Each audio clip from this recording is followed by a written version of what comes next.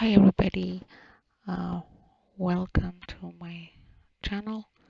Today we are going to talk about how to create a calendar table that will help you to forecast or capture a weekly or a monthly report.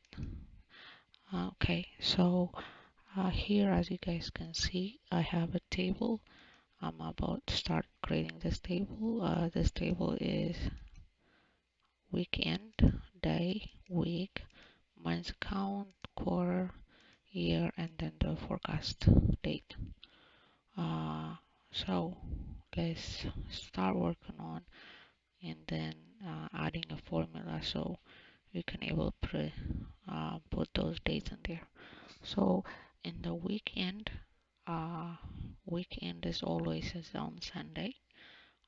Just FY, and um, let's say we'll start in January. So January 2nd, 2022 would be the end of that week, okay, which is the first week.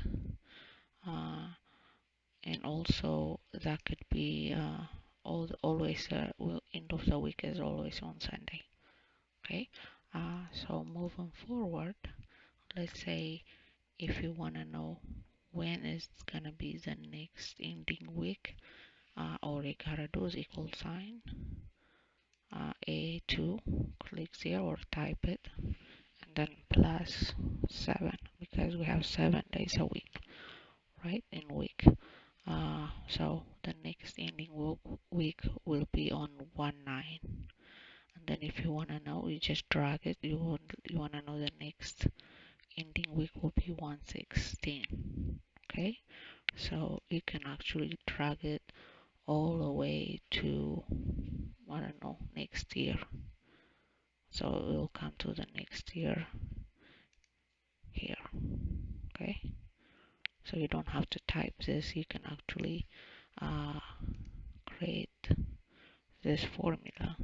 All you need to do is you just need the first one. You need to type the first one, and then moving forward you just can use this formula. Okay, the next one, when is this date?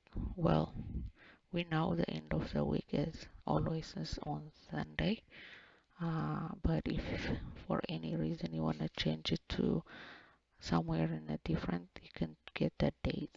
Okay, so to do that, equal sign text, then you get the A2, which is as a date, and then comma, open a quote, and D, and then close the quote. So it's telling you this is Sunday. Okay, double click, it will take it all away. Since the end of the week is always on Sunday, everything you see will be on Sunday.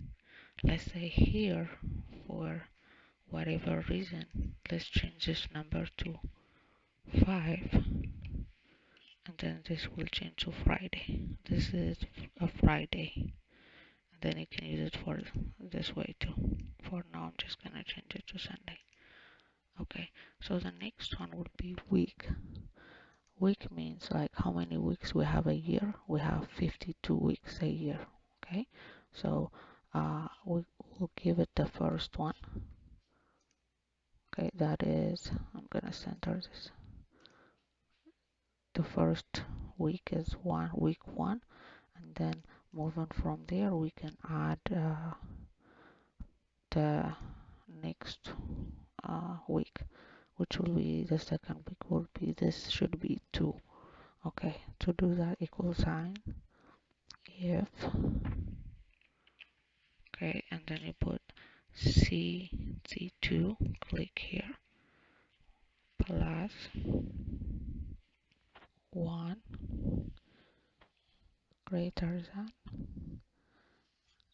52 weeks we have a year, comma 1, and then you put C2 again. Oops, sorry, I forgot to put comma C2 and then plus 1. Okay, that will give you number 2, which is week 2.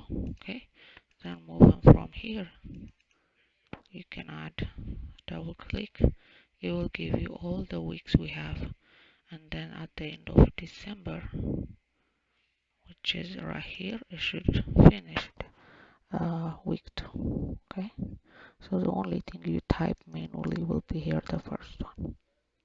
Okay, so on a month account, you might need to add some manual type in here so the formula can catch up. Okay, so this is a month account is the first January is first week, first month account, and then February is the second one, a third one, and the fourth, and so to do that, you need to let the formula know first we follow in that, and then so we have to manually type. Okay, and February will be second, third will be March. Okay, all right, so that will be, I'm gonna make this center. Okay, so this would be, you have to manually uh, type this, and then the next one you can let it use a formula, copy equal sign D2 plus 3, then you get to number 4. So moving from there, you can add that. So it will tell you, okay, 4th May is the 5th, and so on.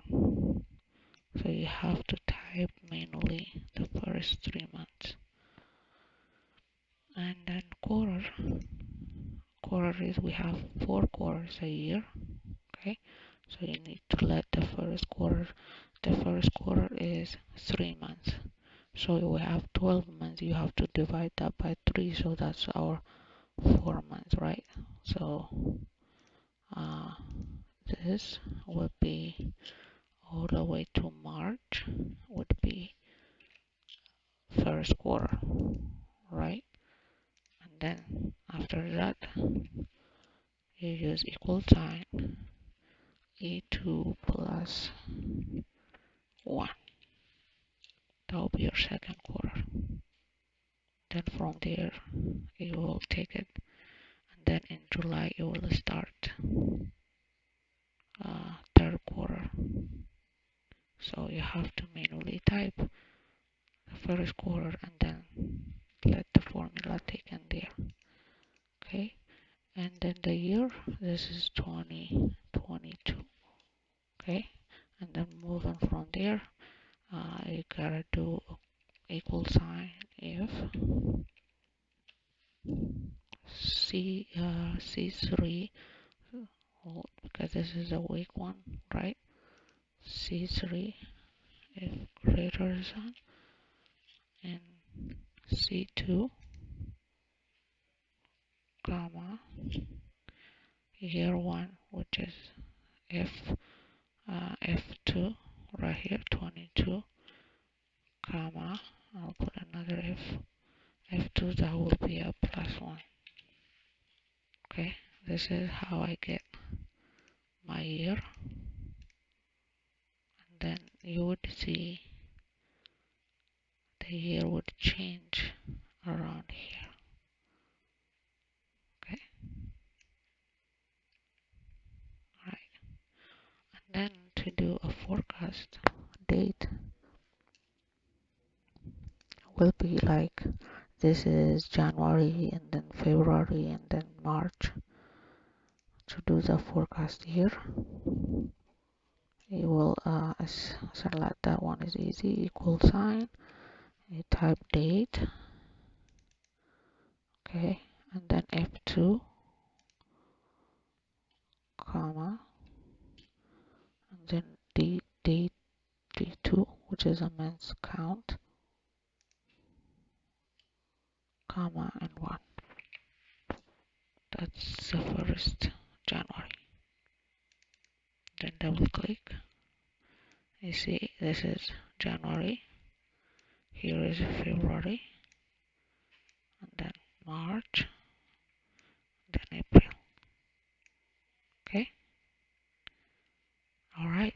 This is how you can do a date table to help you out with your report, or if you're doing a forecast. I hope this helped. Thank you for watching. I appreciate for your comment and support. Don't forget to subscribe.